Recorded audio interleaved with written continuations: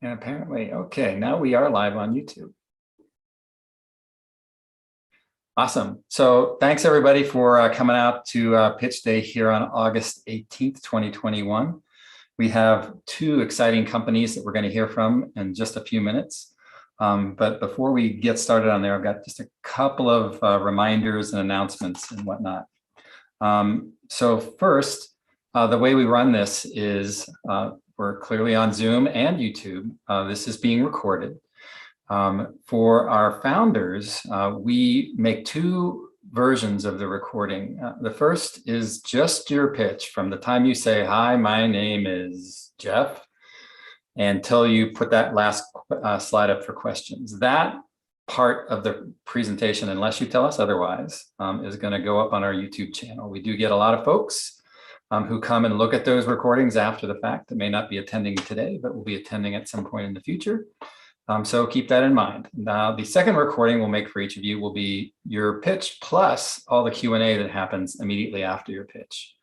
That recording will not be on our YouTube channel. Well, it will be, but it'll be unlisted. So the only people who will have a link are you and anybody you send it to, along with the investors in FundNV, which is the investment fund that would make an investment in your company if you were invited to join the accelerator. So, so keep all those things in mind. And if you decide you don't want the pitch up on YouTube, let us know, hopefully before it gets posted on YouTube on Monday. But if you discover later you don't want it, just let us know. The way that the presentations work is you'll make your presentation. You have 10 minutes. We do time it. So when you hear us come off of mute and you hear that annoying beeping, wrap it up within, I'll say 30 seconds. Otherwise, you'll get the axe. You'll get the mute button. So make sure you're wrapped up before you get the mute button. And then we'll resume and then go for 10 to 15 minutes with the questions. And then we'll move on to the second presentation, or we'll say goodbye for the day, depending on whether it's the first or the second one.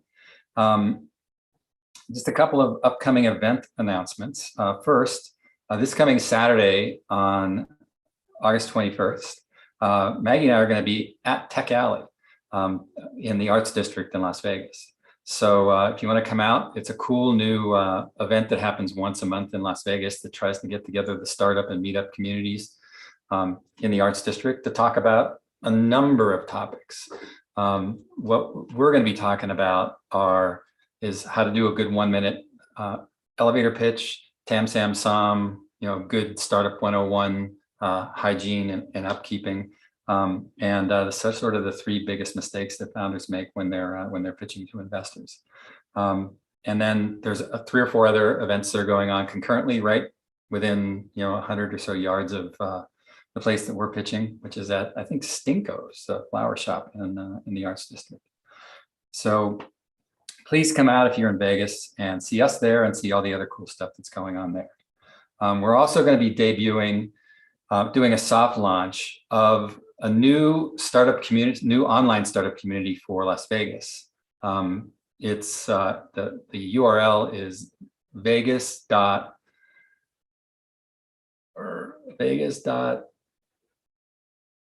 I'll come back to it.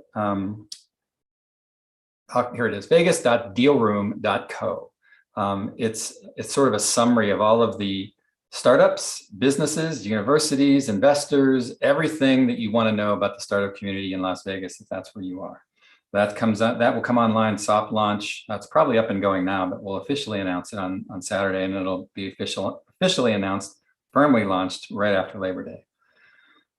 So that's Tech Alley. Second event is AngelNV's Founder Bootcamp, which starts on October 12th. It's 11 weeks of talking about, so what do angel investors want? And it's for anybody in the community, from just people with ideas to people who have mature businesses that are looking to raise from angels. And finally, I'll toot the horn of FundNV and AngelNV, which are our 2 investment companies. Since May, we've made 8 investments for a total of just over $500,000. So this stuff really does happen, and it happens pretty quickly. So for those of you who are here today, that's good news. And for those of you who might be watching later, come back if you think this program is something that's good for you or you might be interested in. So with all of that done, I think I've stalled long enough to give everybody a chance to get into the webinar, and we will begin. We have two companies pitching today, Eric Lau and Taylor Epp from Drank. Eric will be doing the presentation. And I think I told them all before, it's, well, I never make investments based on personal desires. Eric and Taylor have created something I've wanted for a long time, the ability to order from your phone in a restaurant. So I know it's much more than that, but I love that idea. And something that's also, and so Drank will be followed up by Uplift Solar. Lauren and Darius, I believe Lauren's going to be doing the presenting today. Known Darius and Uplift for a while now, and it's certainly something that will help our environment and help contribute to making our planet a little bit more ecologically friendly. So two great presentations today. We're going to kick it off with Eric and Drank, followed up by Uplift Solar, presented by Lauren, and everybody will be sticking around for questions as soon as the presentations are done. So Maggie, are you keeping time or am I keeping time? I can do it. I'm set up. Okie doke. So our presenters know the rules, 10 minutes. So Eric, why don't you go ahead and start sharing your slides? And as soon as you just start your presentation, Maggie will start the clock within a few seconds after that. Awesome. Thank you for the introduction, Jeff. So I'm Eric Lau, and I am one of the co-founders of Drank alongside with Taylor Epp, who is seated off camera for now. And Drank is an Uber Eats for on-premise food and beverage ordering and payments. We're grab to sit, not delivery. So when we went out to the Reno market and just got a lot of feedback, we learned that ordering food and beverages takes forever. Consumers hate waiting in long lines, and post-COVID has changed user behavior where mobile orders and payments has been accelerated by 10 years. Businesses also hate labor costs. In fact, it accounts for over 30% of their total costs, and they're having trouble just hiring or retaining employees at the moment. Most point of sale systems also can't do contactless mobile orders well, and a Starbucks app is actually inaccessible to other businesses. That's where Drink comes in. Drink is a mobile platform where consumers can discover and order food and beverages at the touch of a button. Contactless payments, push notifications, and automated table orders for faster service. We help business owners increase sales and reduce labor costs. So this is kind of the workflow. A consumer can place an order on their mobile app or browser. The order is then received and fulfilled by the business's point of sale terminal. And then the customer gets a mobile notification when the order is ready. These are real life use cases. Mark from Hub Coffee said he always wanted his own Starbucks app, but Clover's offering didn't compare at all to what Drink is building. Becky from Coffee Bar tried using DoorDash for online orders, but it only integrates with Stripe, and their customers hated the extra fees. Anish Shell from Constellation Brands said that Drink can give them the sales data that they need in order to track their advertising across all channels. And this is what our platform looks like. We are a dual-sided marketplace that connects customers to businesses, bars, coffee shops, and eateries. And we are available as a web application and on iOS and Android as a mobile application. A customer can search by business, review and add items that they want to their cart, and then they can complete payment and tips all within our platform. In terms of our business model, we take a $50 monthly subscription fee per point of sale terminal and a 3% commission fee to the businesses. Advertisements are also available for beverage manufacturers like Jameson and businesses for an additional fee. And then once we hit critical mass, about 100,000 to 200,000 users, we plan on selling consumer data. So again, we take a 3% commission fee from businesses. So that means we take home $3 on every $100 spent, and then a $50 monthly subscription fee per terminal. So for a larger bar, they might have 2 or 3 terminals. So we're taking home closer to $100 to $150 per month. At minimum, we expect $600 annual subscription revenue per business. And if we combine the average revenue of coffee shops, bars, and food trucks, we're looking at making about $7.32 thousand per location. So let's break that down by business industry and per location. So your average bar and brewery makes about $1.3 million in average yearly sales. If we're able to capture just 20% of their total sales with our 3% commission, we're looking at about $7,800 in revenue per bar. Coffee shops on average make about $584,000 per year in sales. And we actually think we can capture closer to 50% of their sales. Reason being is that the Starbucks mobile ordering app actually accounts for over 50% of their total revenue. So if we're able to capture about 50% of sales with the 3% commission, that's $8,760 in revenue. Food trucks, we also think we can capture closer to 50% of their total sales. With that 3% commission, that's $3,600 in revenue per food truck. Our first 4 target markets are Reno, Las Vegas, Portland, Oregon, and Phoenix, Arizona. And if we are able to capture 500 locations, we're looking at about $4.4 million in potential revenue. In terms of market size, right now we've worked on locking down about 5% of the total Reno market. And this is just based off our current Square integration today. So if we look at the serviceable obtainable market for our first 4 target markets, just based off Square, that's $192.3 million in potential revenue. The serviceable addressable market across the United States is $5.8 billion just with Square, but the total addressable market is $116.3 billion across all point of sale systems for bars, coffee shops, and food trucks. Right now, our closest competitor is Starbucks mobile ordering app. Again, accounts for over 50% of their total revenue, but it is proprietary, so other businesses can't leverage it.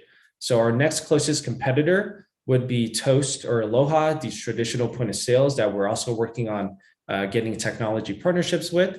And then, of course, there's your delivery apps like Drizzly, Uber Eats, Grubhub, just to name a few.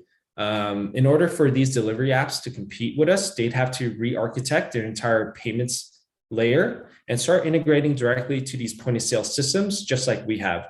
The good news is that most of these companies have either been acquired for over $1 billion or have raised over $400 million in funding just during COVID. Our current technology partners today are Square, Clover, Stripe, and Shopify. We are also working with Plug and Play, Innovator, NVRIC, Nevada Research and Innovation Corporation, and EDON, the Economic Development Authority of Western Nevada, as well as the Brewers Association.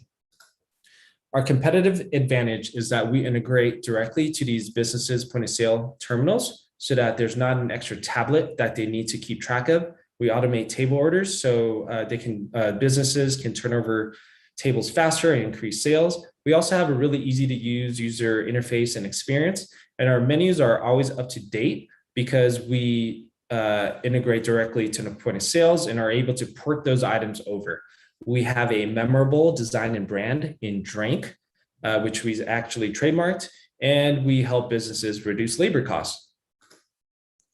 It's hard to believe that we just moved to Reno in March. We joined and graduated from Innovator. We started working immediately with EDON to get our first, to meet local businesses and get them in our sales pipeline. The first initial businesses we met were like Coffee Bar, Hub Coffee, and The Eddy.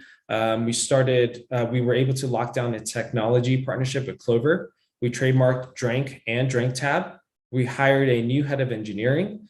We also began technology and partnership discussions with Visa so that we can eventually build mobile wallets with them and potentially have our own credit or debit card. And right now our sales pipeline has over 20 businesses just around Reno. These include Pinion, Coffee and Comics, Calneva, Vita Coffee, and Pangolin Cafe. Right now we have done soft launches with Pinion and Coffee Bar, and we are actually doing a hard launch with Pinion tomorrow. So you can actually use our app to order your beverages there And we're also working with the EDON equivalent within the city of Las Vegas just to meet business owners there. And right around September is when we plan on doing a huge launch on the marketing side to help grow the consumer side of the business. This is our leadership team. I am the co-founder and CEO. Taylor Epp is the co-founder and COO. Together, we've worked for a lot of large technology companies, and we actually met working together at Onfido, where we were both in sales. David Wu is our head of engineering. He has tremendous payments experience. And together, all of our past experiences stem from UC Davis, Stanford GSB, UC Santa Barbara, USC, Newstar, Mixed Panel, Onfido, Awake, Merrill Lynch, and Bank of America. This is our advisory team. Anishel Kumar is our technical advisor and the chief architect at Constellation Brands. They are the makers of Corona, Modelo, Svedka Vodka, just to name a few. Brian McArdle is our strategic advisor. He is the VP Entrepreneurial Development at EDON, as well as a founding member of Reno Seed Fund. He's also started and sold 2 businesses, bars of his own. In terms of our asks, we are looking for 18-month financing to reach about $700,000 in sales. This would be an initial investment opportunity of $500,000 for our seed round. And again, we with our 3% commission fees on all orders and just our first 4 target markets, we are looking to make a potential revenue of $4.4 million just with 500 locations. This funding will help us hire new developers so that we can integrate to more point of sale systems faster, as well as just ship features out quicker. And it will also help us with our expansion goals with marketing sales as we expand to these new markets. That's it. Any questions? Well, that was great. You had 2 seconds to spare. Okay, there's not a ton of questions so far. In the chat, Justin is asking, how does the restaurant or the establishment identify the customer in the restaurant if they've placed the order over the internet? Yeah, how do they find them? Yeah, that's a great question. So that's pretty much up to the business. What we actually do for these businesses, they can have an allocated QR code for their particular table. So they know exactly where to run out the food if they want to go with that workflow. We also have another workflow where, let's say it's more of the consumer orders at the counter and grabs it from a specific area. The consumer, when the order is fulfilled, would actually get a text notification. So they get the text to come pick it up so they can just go to the allocated place on the counter and grab their food and then sit wherever they please. So it's very. So they're really takeout customers. What was that? So they're considered takeout customers. It could be for on-premise consumption, like at Pinion. What we really do is we allow a business to trigger a text message within their point of sale, which notifies the customer to come pick it up at a designated spot. Mm-hmm. Okay, can a restaurant do their whole business on one terminal? Absolutely. Yes. Okay. And how are you planning to reach your customers? Because all of these are independent business people, especially the food trucks, because they're moving around. So how are you planning to reach them? Yeah, that's great. We initially planned to reach out to these food trucks to get their business, or these bars and coffee shops. We've noticed that we want to do kind of the Uber or Drizzly model of expanding into new sales opportunities with these people. And how they did that is they went city by city and really created a lot of hype and hired interns to help, facilitate sales as well. But what we also have noticed is that a lot of these businesses are super active on Instagram. That is something we've learned, which has been incredible. So we've been reaching out to these businesses on Instagram, just, saying hi and following them. And we've started a lot of conversations that way. So that's kind of how we're driving sales. Yeah. Well, that works because that's kind of guerrilla marketing. But you are targeting 4 cities to start with. So how are you you can do that through the internet, but how are you actually going and making sales in those cities? So right now we're focused on locking down Reno, and then from like we're not focused on these 4 cities totally right now. We're focused on Reno. Once we lock down a lot of Reno, the next natural place to go is Las Vegas. So we are actually planning that expansion as we speak, with talking with the EDON equivalent in Las Vegas. So we want to go city by city and not focus on all these different cities all at once. Okay. Did that So how answer much your time are you question? dedicating to each city when you move from one to the next? Like Reno's a small town. It's the biggest little city. When you go to Las Vegas, there's a hell of a lot more bars and coffee shops there. Yeah, just to add to that, I would say that working with like the government sectors who are helping entrepreneurs definitely helps us get a lot of direct intros. A lot of our customers are just naturally have multiple locations. So expanding to the Bay Area, Las Vegas, et cetera, is easy just because they already have that footprint. And then like Taylor said, we're just copying Uber Eats and Drizzly's playbook, where we're hiring interns and junior associates to really help us do the guerrilla marketing and sales and get the word out. Okay. Do you, or how do you integrate to Oracle, Micros, and other major PO at point of sale systems? How do you keep these integrations current? Yeah, so we haven't looked at Oracle specifically, but as I mentioned, we are integrated directly to Square, Clover, Stripe, and Shopify. Oracle is one that we haven't really looked at too much, perhaps in the future. Right now, we have we're focused on integrating with Clover probably next, and then we're completing that integration, I should say. But the way we've done it is that we architected a payments layer that connects directly to these other point of sales, and it talks all to our back end and front end. So it makes it really easy for us to add new point of sale systems. The reason why we haven't looked at Oracle specifically is that outside of like large hotel chains, like I think Marriott uses them, not a lot of small or local businesses use them. So it hasn't been a big interest in terms of, we haven't seen a lot of customers using them. Therefore, we haven't really invested the time. Okay, that makes sense to me. How long does it take for a single on-site integration?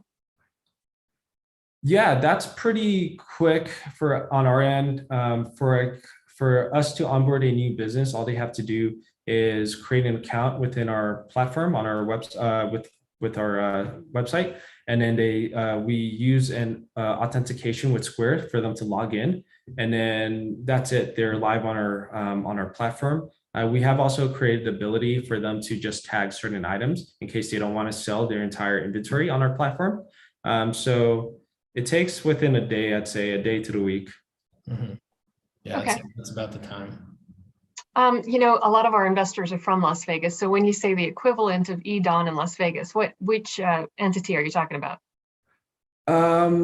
I know the people's names. I don't know if I should name them, but we've been introduced via Brian McArdle, our strategic advisor, to what he called is his equivalent there. So, okay. Are changes processed through the existing client's merchant account? Charges, I'm sorry, not changes. Charges processed through the existing client's merchant account. I didn't get that. Are you speaking, are they charged through their point of sale? Yes. Because yes, they are. Okay. So Lori is asking for a little more detail on the cost savings. And I'm sure that she means for the merchants. Yeah, absolutely. Well, we can give you kind of a story about our early adopter. One of our early adopters, he was actually going to hire on another bartender to accommodate the crowds. This is Pinion. He was going to hire someone on for the summer because they're getting pretty crowded. But so that was on average, say $10 an hour plus tips. So because they're using us, they didn't have to hire on that extra person. So they're able to save, let's say, $80 a day by not a minimum of $80 a day by not bringing that person on. Yeah. On top of that, just the hospitality industry has been hit hard by COVID. A lot of people are actually leaving, so they're having a hard time hiring and retaining employees. And the last thing a business owner wants to do is have to hire someone for a season and then let them go, right? Yes. Okay. Martin is asking, you said your app is not proprietary. So what do you mean by that? Whereas I think you were suggesting that Starbucks was completely exclusive to Starbucks. Yeah, our app is absolutely proprietary to us. Starbucks app is proprietary in the fact that your favorite local coffee shops can't use their mobile ordering because they're not as part of the Starbucks chain. So if I'm the consumer and I have your app on my phone, will it tell me the restaurants in my area that are using drinks so that I can, if I'm Jeff, I can go there, I can order really quickly and not have to deal with any humans? Yes, absolutely. So our mobile app design is very similar to look and feel of like a Yelp or Obtainable, in which you can look at businesses that are partnered with us within the area. And in the future, we plan on doing like a kind of marketing blast so that if you're within X radius, then you're told that there's happy hour at blah, blah, blah location. Okay, speaking of happy hour, there's a question about bartenders. How do you replace a bartender?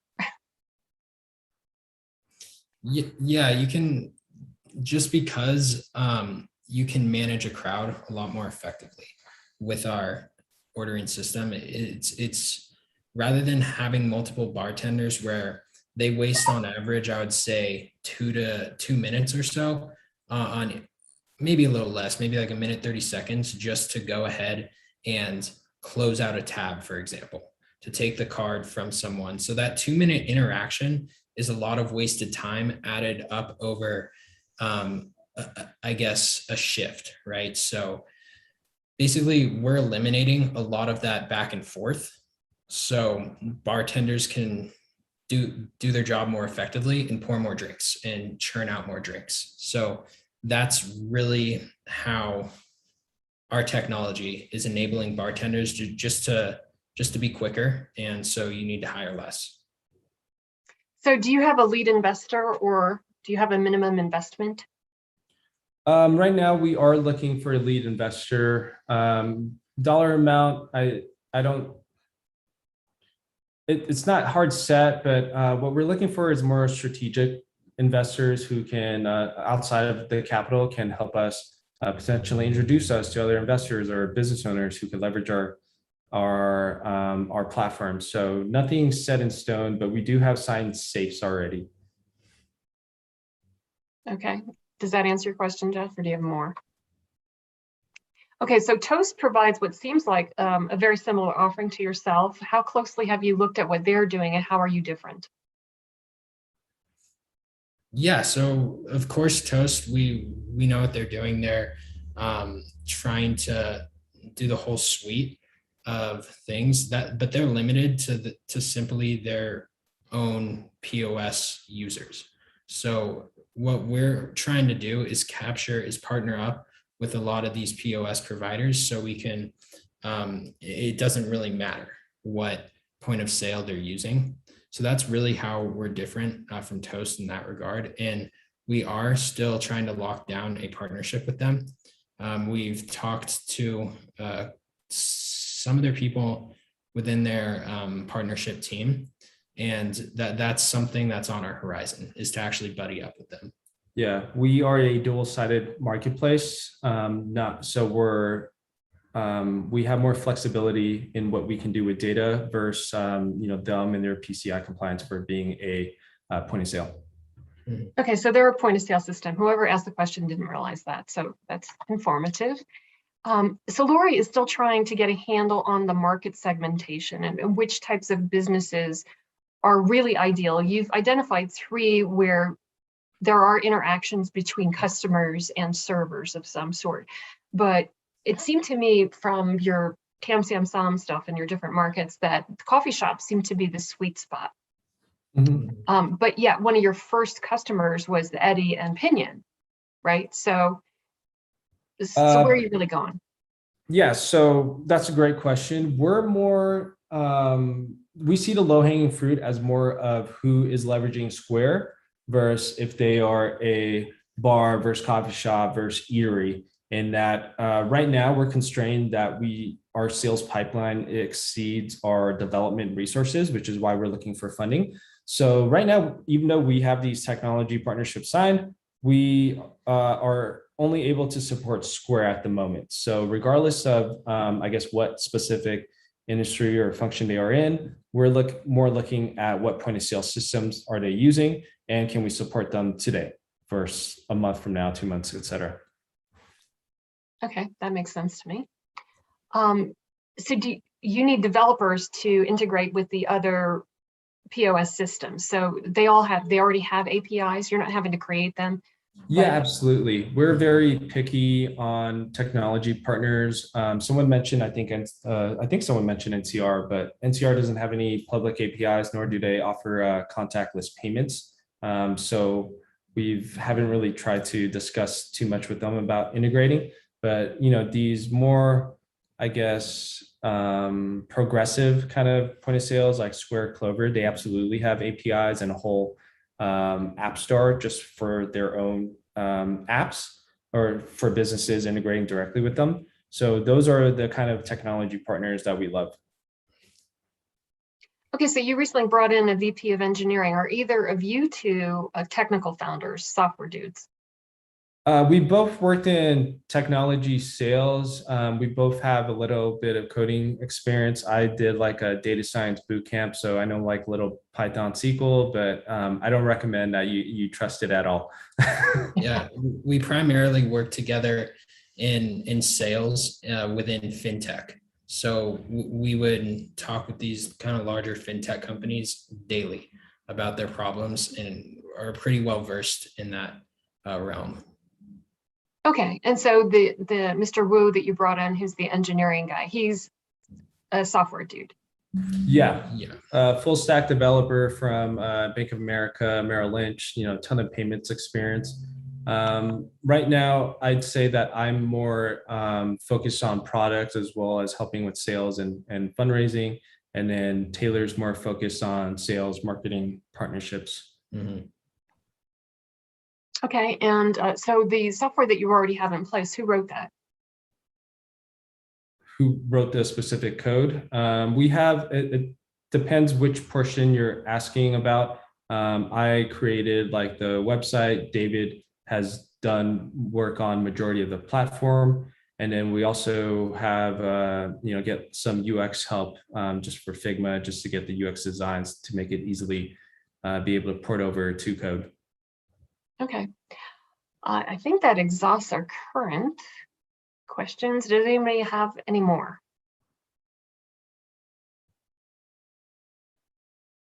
Okay, then. Awesome. Thank you guys for your time. Thanks very much. Good presentation. Thank you. Thanks. Okay, yeah, great presentation. I will be trying it out at Pinion sometime soon. So, and as you get into Vegas, that area that I mentioned that we're doing our event this weekend, the Arts District, it will be a virtual barrel of apples for you guys to just bob in and start doing business. It's very much like Midtown in Reno. Thanks again for the presentation. Up next, Uplift Solar. So Lauren, I believe, is going to take us through the presentation. Excited to hear what you guys are up to, and begin. Go ahead and share your slides and begin whenever you're ready. Thanks, Jeff. I'm Lauren Rosenblatt. This is Darius Roberts. We are the COO and CEO of Uplift Solar Corp, a Las Vegas-based company. And Uplift was born from the question of why isn't it that every surface that's hit by sunlight is generating solar energy? We think solar energy should be everywhere and it needs to be there faster. And our answer to that question is our innovative power electronics. So I'm going to spend the next few minutes telling you about our technology and telling you a little bit about our business. Feel free to stop me at any time if you want to ask questions. So the thing about solar panels or solar systems is that they are in fact quite complicated. People think of them as you put the panels on the roof and voila, you have energy.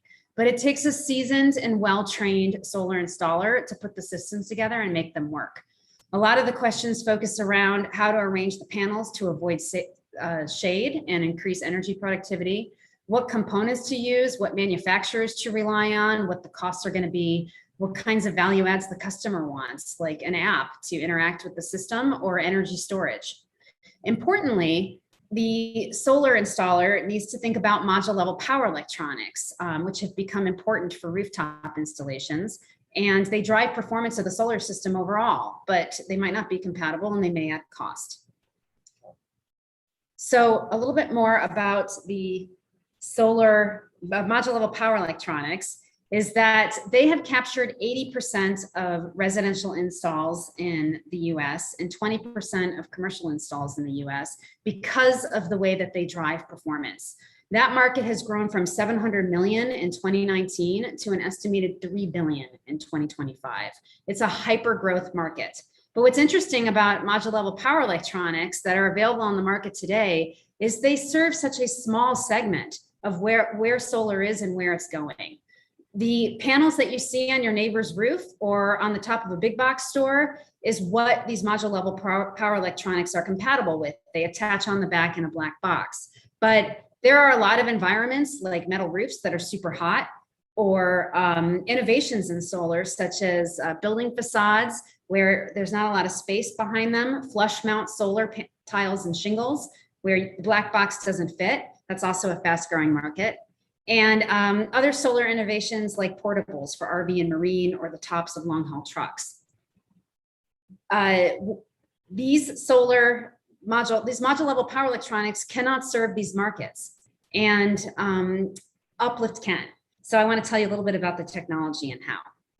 So we have a patented high frequency multi-phasing technology that uniquely draws as much power as possible from each of the solar cells within the solar panel. This has several advantages over our competitors. One is we can use smaller components, which are less expensive, and therefore at scale, we can be at or below the unit costs of our competitors. We also distribute the heat, which means we can slip inside solar panels. Again, this is distinguished from our competitors who can only fit behind the solar panel, and there needs to be space for that. We work at a cell string level, which means we improve power optimization outcomes under partial shade. 10 to 15% of potential solar installations in California alone are rendered non-viable by partial shading. Our competitors can't fix that problem, we can. The brain trust on our power electronics, a microprocessor that has excess computing power, a Bluetooth communications chip, and a GPS module, create intelligence that we stuff inside the solar panel that other solar systems either don't have or have to add extra components to provide. Some of the intelligence that we like to brag about is reversing current to melt snow off the face of a panel, some fire safety add-ons like ground fault and arc fault detection, communications through a mesh network, which is great for installers. They can, while they're wiring up the panels, communicate with the panels and understand if the panels are being connected. They can troubleshoot post-installation problems, which means installations are a lot more effective and fast, even if the installer is less trained. The GPS module is great for geo-positioning and location, and we think it's going to be terrific for off-grid markets. We'll come back to that in a minute. So our strategy for getting our device out into the market is what's known as a bowling pin strategy. We're starting with higher priced products in niche markets like portables for RV and marine, or transportation, things, panels that go on the roof and say trickle charge a battery, or provide power for cooling. These customers can absorb the slightly higher price points and are looking for competitive enhancements in the products that they're buying. As we gain traction with those customers, in fact, we're already working with a couple in those areas, then we'd like to move into the residential and commercial spaces where our competitors don't serve. Again, building integrated PV, solar tiles and shingles, and hot metal roofs for commercial. And then as we gain traction with those customers, we think we can compete with our primary competitors, SolarEdge and Enphase, in just general commercial and residential. With strong revenue traction in about 18 to 24 months, we see that we'll be on firm ground for diversifying. Our power electronics can also serve wind and energy storage, and we hope to go global. As I mentioned, we don't have a lot of competition in the early days, but Enphase, which makes microinverters, and SolarEdge, which makes DC power optimizers, are the two that are biggest in the subsegment of residential and commercial that they serve. So where are we today? Well, when we last visited you in 2019, we were in a much different place, and I think you'll agree we've come a long way. We took advantage of 2020 and had our heads down working on our tech. We managed to fully develop our prototype. We invested in our patents. Our power management technology patent was issued in June of this year, and we participated in multiple incubators. The Department of Energy and the Clean Tech Open both awarded us some money, which was great for developing our tech. And then we took in a small amount of investment from friends and family early this year to really complete the development of our hardware and go deep into the software layer of our development. So right now, where we are is we need money to build a team. We have some customer traction. We expect to sign up a few more customers by the end of the year and complete the software development so that we can really work one-on-one with customers and get to a place where they're purchasing units by mid next year. We also hope to enter the residential and commercial markets by mid next year. So we're looking to take the contractors that we've brought on board and have started to develop and turn them into salaried employees, and also invest heavily in marketing. I do want to say a word about where we want to go in the future. Our execution strategy right now is about focusing on driving performance in OECD markets, but our hardware can secure the financing for off-grid systems and systems that are about the size that you see, maybe slightly smaller than you see on houses today. And that product does not exist. And therefore, systems that serve homes are not financed and not financeable in places like Africa and parts of Asia. We're working with subject matter experts now who want to do business and want to secure the financing so that they can offer affordable units to people who really need energy. And we're excited to be working with them and are starting to talk about pilots. And we look forward to serving those markets in the future. So this is a visual summary of what we hope to do with the financing. We have some money and some customers that give us some traction to get a certain distance, and we can grow slowly with the resources we have. But as we mentioned with funding, we can really grow the team and work with and for multiple customers at a time and get to revenue and larger revenue more quickly.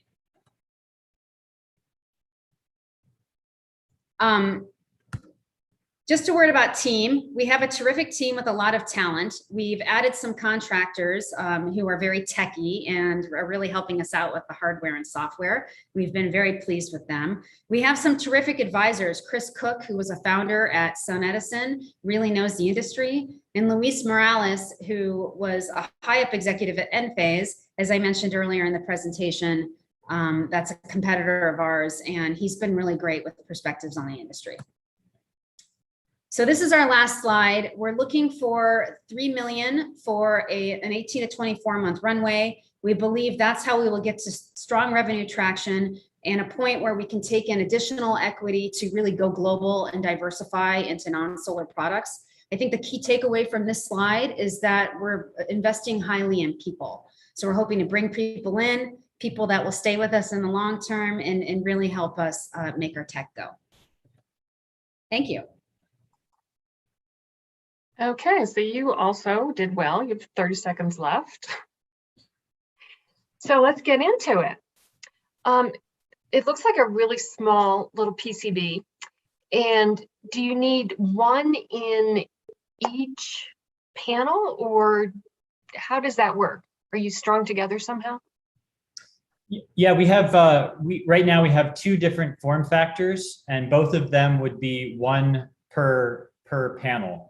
That's not how it has to be in the future. We do just think about it in terms of wattage, but those have been our initial integrations. Okay, because you do have Bluetooth, so you could actually talk from one to the next. And that's key. In fact, solar tiles and shingles, it wouldn't be cost effective for them to have one unit in every panel. So the couple of manufacturers that we've spoken to are interested in stringing together multiple with one key or lead panel that would talk to the others. And that coordination becomes important, of course, for dynamically managing the voltage out of all of the panels. Okay, so you described yours as being thinner, and is it actually lighter too? It Is it is. less of a burden on the roof? Not on the roof. The reason why weight is important is for other markets, such as drones or airplanes. We haven't had much concern about the weight of it for residential applications. Okay, you can go ahead and show us what you have there. Well, I was trying to show how thin it was. Yeah, I'd like to say you can't see it very well because the edge is only, it's only 2 millimeters. Yeah. This is the larger format. But while we're doing show and tell, one of our initial customer does flexible solar panels. So they wanted a power electronic. This is specifically meant for transportation markets, so long haul trucks. And how many of those units would you put on top of a truck, and where is the energy going? So it's not meant for transportation energy. So that's not an efficient use of this. This is there's 4 different places that long haul trucks are starting to adopt electricity on the truck, but they're all sort of peripheral electricity systems. So this particular one is meant to keep the battery topped up when the trucker is not in the truck, so that their refrigerator doesn't go dead and their food spoils. Oh, cool. Okay, who is the customer, the end user or the installer or someone else? Well, in fact, our direct customer is the solar panel manufacturer, because we have to be able to integrate both electrically and physically with the solar panel. But we expect to be marketing to installers as well as solar panel manufacturers, because installers are very excited about the ease and facility we bring to installations. And so we think we can help create a market for our solar panel customers by marketing to our installers. But we like to talk about our product as improving outcomes across the entire solar ecosystem, because we have so many intelligent features that end users want. And therefore, the solar panel manufacturers can embed those features into the panel, and the installer distributors can more easily promote them to the customer. Okay, so you're doing a $3 million raise right now. How much have you already raised?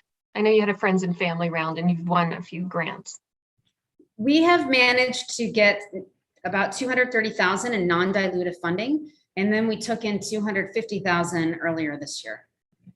Okay, is any of the funding that you have gotten SBIR grants? No. Is that something you've considered? Yes, we have applied for some, and we continue to apply for government grants. Those opportunities are ongoing and recurring. Notably, we have gotten very positive feedback from several of our applications, but we are so constrained right now. I mean, we're a small team, so we're engaging with customers first. Okay, how are you selling now and in the future? What's your plan? So in the early days, it's network, which has been quite successful for us through the incubators and the very tight solar community that's here in the United States where we're focusing. We've been able to reach a number of solar panel designers and manufacturers that are in the States. And we continue to push those relationships with meetings and over Zoom, phone calls, that sort of thing. But what we expect to do once COVID lets everybody up for air is to create some technical papers and a web presence, go to conferences, start reaching more broadly out to installers, and use the digital marketing resources that are out there and at our disposal, and also conferences to really broaden our reach. When we want to go global, we will have to partner with solar panel manufacturers that have a global reach. And I think that will be the best way for us to extend ourselves quickly.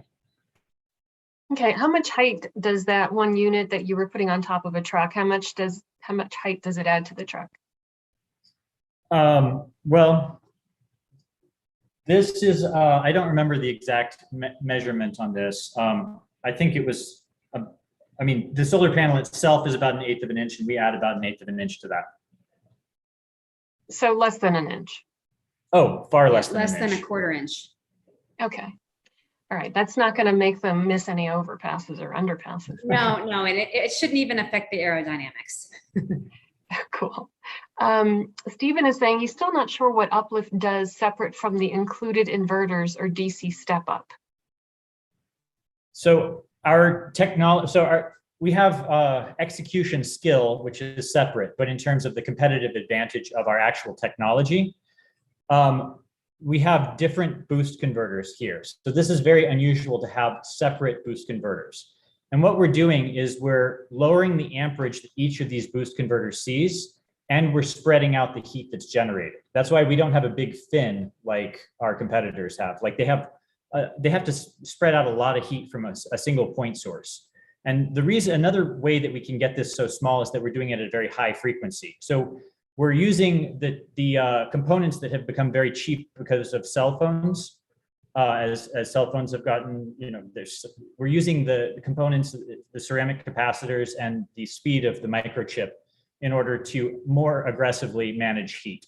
So that's fundamentally why our technology is awesome and why our competitors can't go inside solar panels. But we power optimize. We power optimize the DC power, which means we get more production out of the panel. And we do better under partial shade than our competitors. We also, we have these intelligent functions that allow us to pack some system functions into the panel itself. For installers, that streamlines procurement because they don't have to say, procure a charge controller to manage battery charging. We can do that straight from the panel.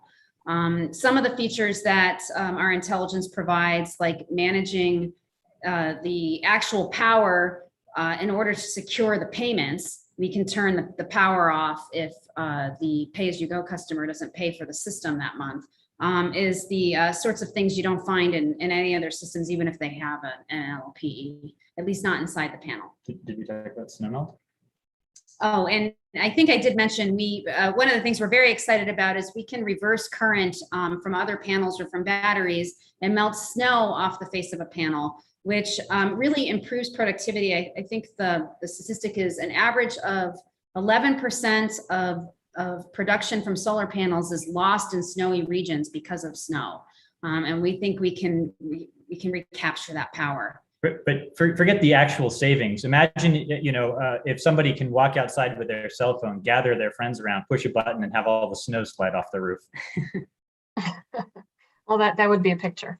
We've got some questions about your ask. What is the size of the round? Was 3 million. Do you currently have a lead investor, and do you have any terms set for the investment yet, or a minimum?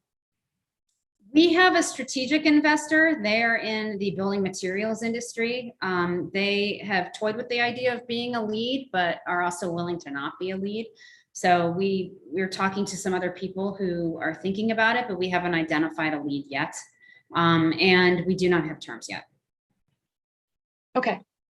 Martin is asking if you have any IP patents. I believe you said you had a patented system. So expound. So our core IP is a PCT that we have expanded into the US. So that is, we have actually a notice of allowance on that. It's been issued. Oh, it's been issued. Breaking news.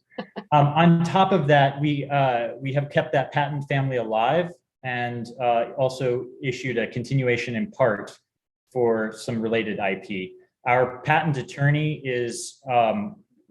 has commercialized some of the top IP in this field already. So he's this is one of the experts in this particular niche of power electronics IP. Okay, and so Jeff is asking a question that is sort of tied to this other question. So Jeff's asking who parts with cash to buy it. So he's really trying to figure out who is the end, who's paying you, who is your customer. And then Bob is asking, would you sell to one customer per industry, for example, an RV manufacturer? Or are you selling to the builders, the manufacturers of the panels, so that it could cover all sorts of different manufacturers? We sell to the solar generating device maker. So in the case of the piece he just sold you, that's a company that makes solar panels in different shapes and sizes. So we sell our units to them. We help them figure out how to put our units inside, and they put our units inside, and then they sell their enhanced solar panels. It's not always a solar panel maker. We've been speaking to Microwind. We're interested in getting into solar windows. For the RV and marine, it would be a company who makes solar panels for boats and for RV users. And so again, it's the solar panel maker that buys our device. They in turn sell it to distributor installers. And in terms of, I believe the question was basically, would we be willing to grant exclusivity to any particular customer? The answer is no. We might consider exclusivity and along other factors. We have some creative thoughts on that, but we are it's certainly not going to, it doesn't look like exclusivity. We want to supply to the entire industry. You have a better mousetrap. Why not? Why is now the time for this? Is there any regulation or other external factors that will push your technical solution versus the current market solution? And you did start off the presentation talking about the differences. So take it away. Yeah, well, I mean, there's different levels to answer that question now. The solar industry as a whole has been focused on manufacturability for the last decade. And now they're entering, the market has sort of matured. I think it was already maturing, but certainly with Tesla's announcement of their solar roofing product, he adds some extra marketing oomph, and now other people are looking to compete with him. So that's one aspect. Another aspect is just that the components, like I said, from cell phone manufacturer have become cheap enough now. So this high frequency technology definitely would not have been cost effective 5 years ago. And I think investors, so Enphase and Solar Edge grew very, very quickly in the last 7 years, and it's time for somebody to challenge them. Okay, and so how much more expensive would your panel be versus the current technology? Well, that great question. So first, to keep in mind, in many systems, it depends on the topology, because we're dealing with so many different topologies. We do away with the charge controller because we take in that function into it. So the added cost to the panel is offset in the quote unquote balance of system components elsewhere in the system. And so the two things that we get rid of are the charge controller and external communications equipment that, right, for Solar Edge, for example, you have to buy an add-on kit for $500 just in order to make the panels sort of talk to each other.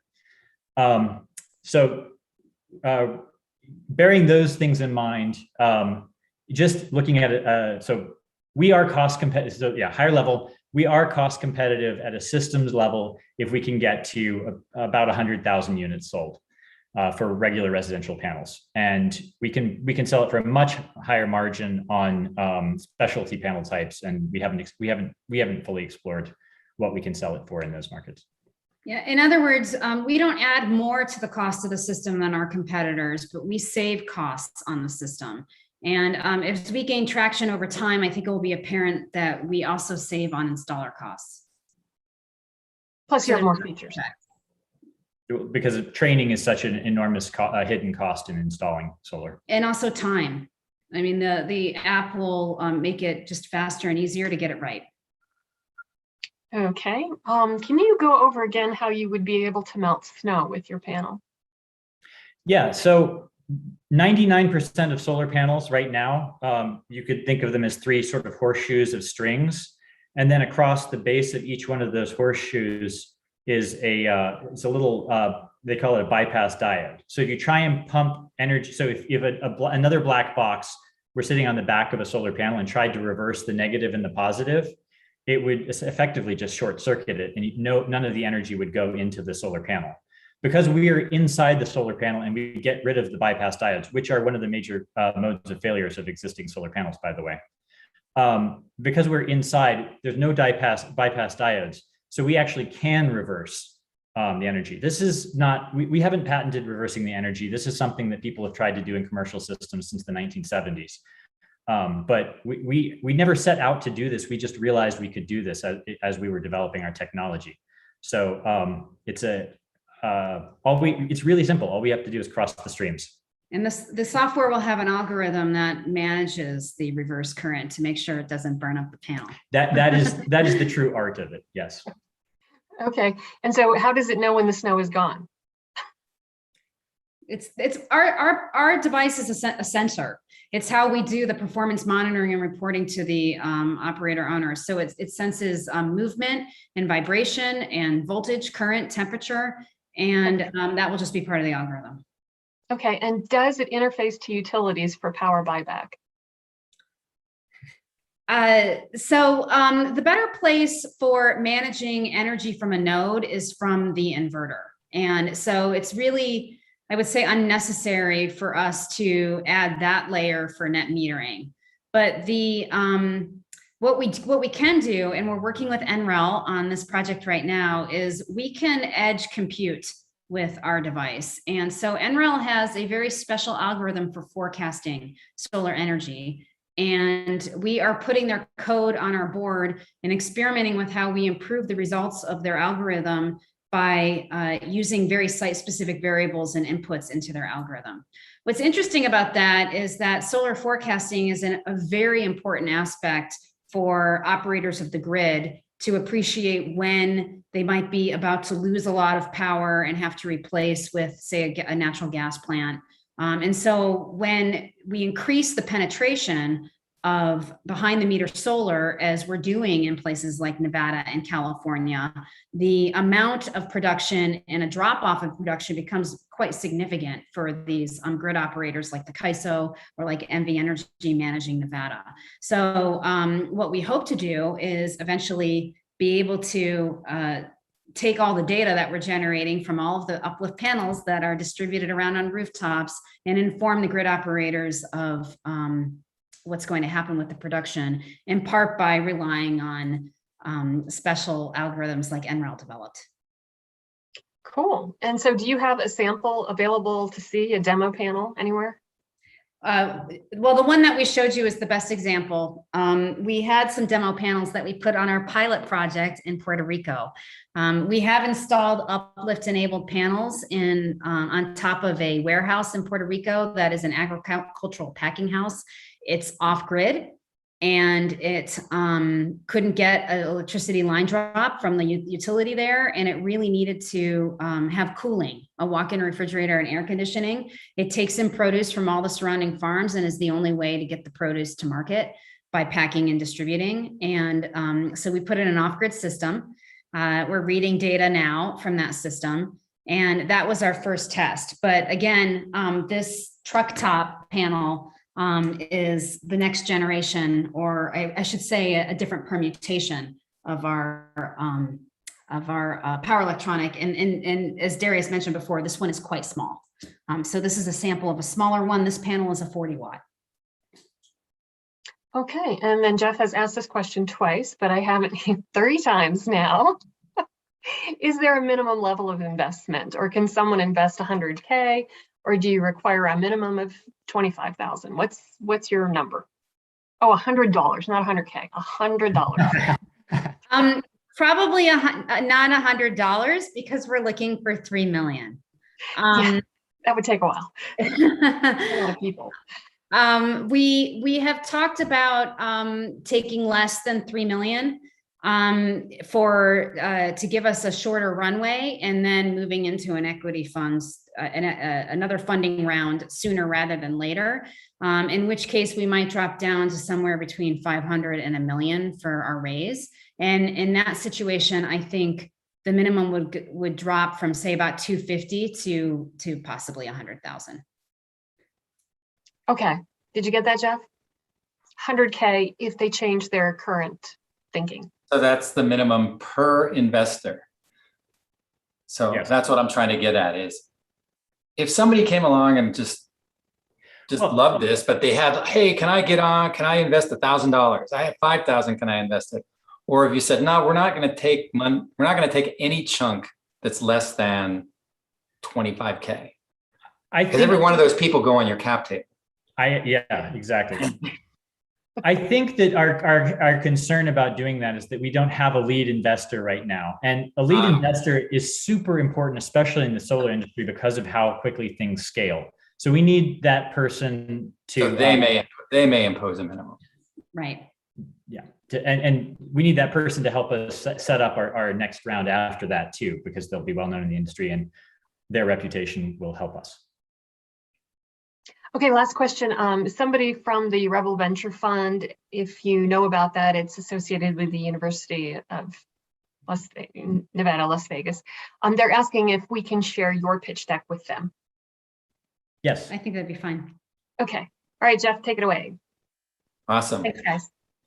Sorry for all the questions about the minimum. I just try to, we do a lot of helping of founders who have, say, a $50,000 or $100,000 minimum, but they have friends and people that want to invest 5K. So we'll circle all of them up into an SPV and have one group of 30 people in one SPV. So it's one entry on your cap table. It usually falls within the parameters of what you're looking for, but then you can actually say yes to people who might not otherwise be able to hit your minimum and invest. So as you're collecting investors and you've got people that say, hey, I'd like to invest 5K, just, regardless of how we all, work this out, keep that in mind, because we can do that for anybody, any founder, we can do that for. So that's why I was asking the question. So thanks for your patience. Awesome. You guys have made tons of progress since the last time we talked.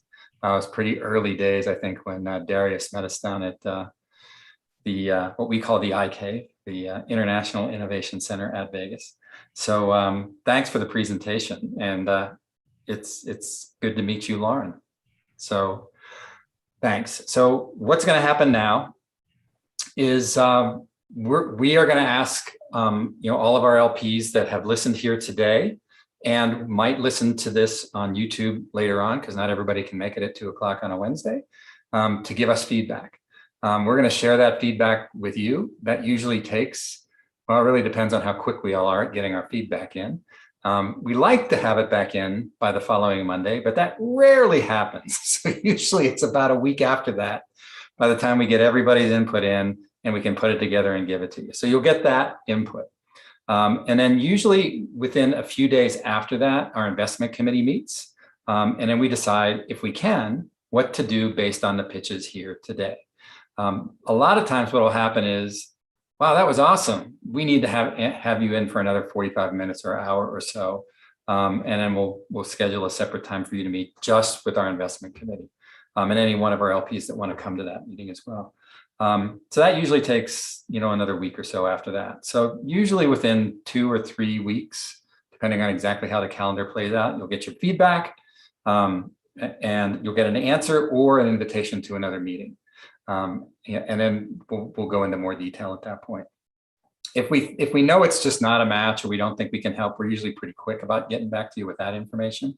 But that's how the process works and how I expect it should play out for you as well.